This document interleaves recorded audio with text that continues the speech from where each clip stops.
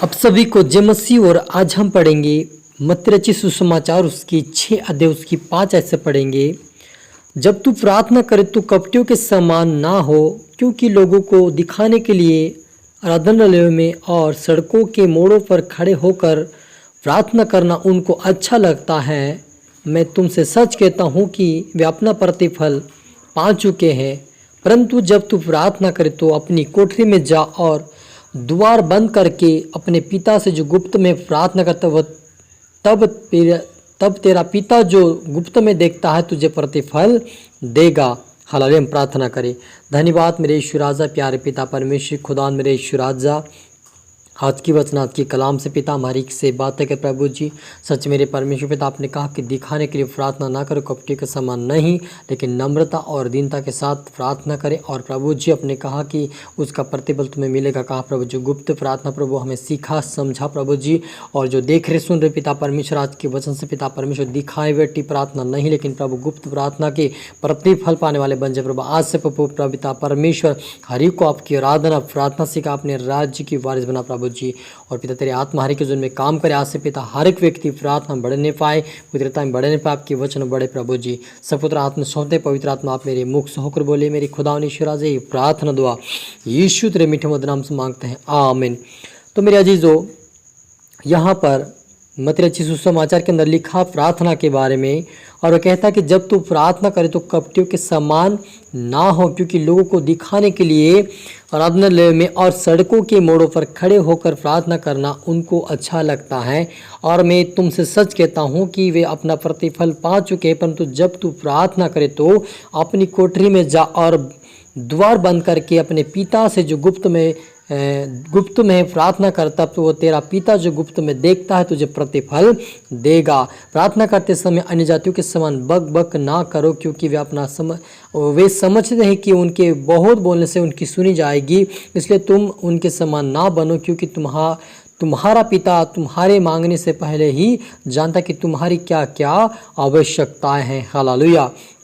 मेरे अजीजों, यहाँ पर हमें ये वचन आज हमें सावधान करता है कि हमें दिखावटी और कपटियों के समान प्रार्थना ना करें।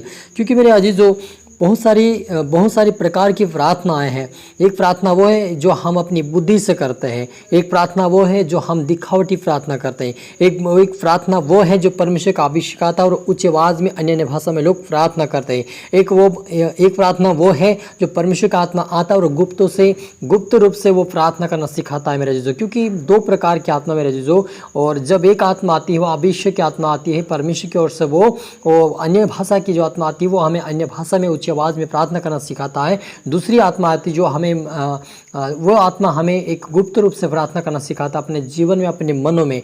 और कुछ लोग ऐसे हैं कि दिखावटी प्रार्थना करते हैं, उच्च आवाज़ से प्रार्थना करता है कि वो समझते हैं कि हमारे बोलने से बहुत कुछ सुना जाएगा। लेकिन परमेश्वर कहता है कि जब तुम्हारे पर आत्मा आएगा तो तुम्हें वो अपनी प्रार्थना को सिखाएगा परमेश्वर की। यानी कि हमें अपनी बुद्धि और समझ का सहारा नहीं लेना है, कि हमें आत्मिकता का सहारा लेना, ताकि हमें आत्मा जो सिखाए वही करना है। हालेलुया। क्योंकि 2 प्रकार की आत्माएं जो एक आत्मा वो परमेश्वर की प्रार्थना हमें अन्य भाषा उच्च आवाज़ में प्रार्थना करना सिखाता है, और एक वो हमें गुप्त रूप से सिखाता कि हम गुप्त रूप से प्रार्थना करें, परमेश्वर से बातें करें।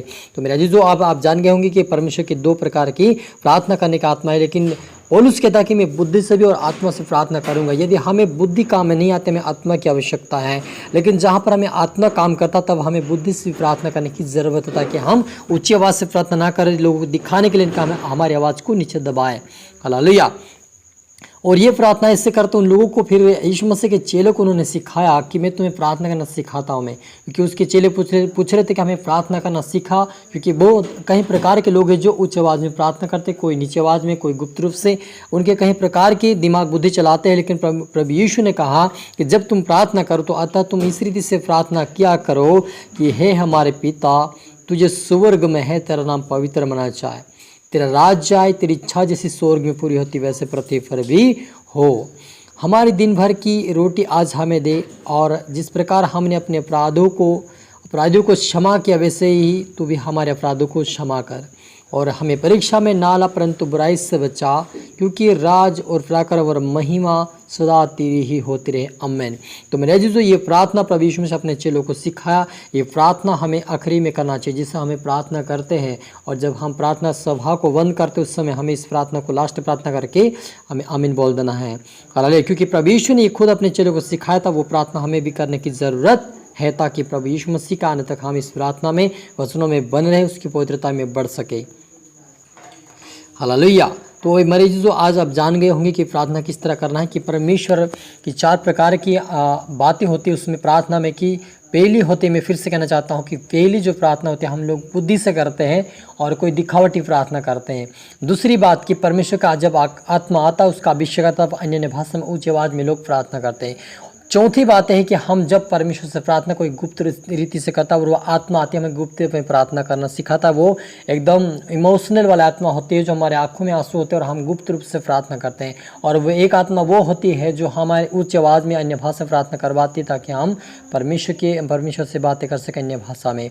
तो ये 4 प्रकार की प्रार्थना मेरे अजीजों। तो आज से आप परमेश्वर की आत्मा से प्रार्थना करें और पवित्रता में बढ़े। और यदि आपके जीवन में कोई परमेश्वर की आत्मा नहीं है तो उससे मांगिए, वो पवित्र आत्मा आपको देगा। हालेलुया। प्रार्थना करें।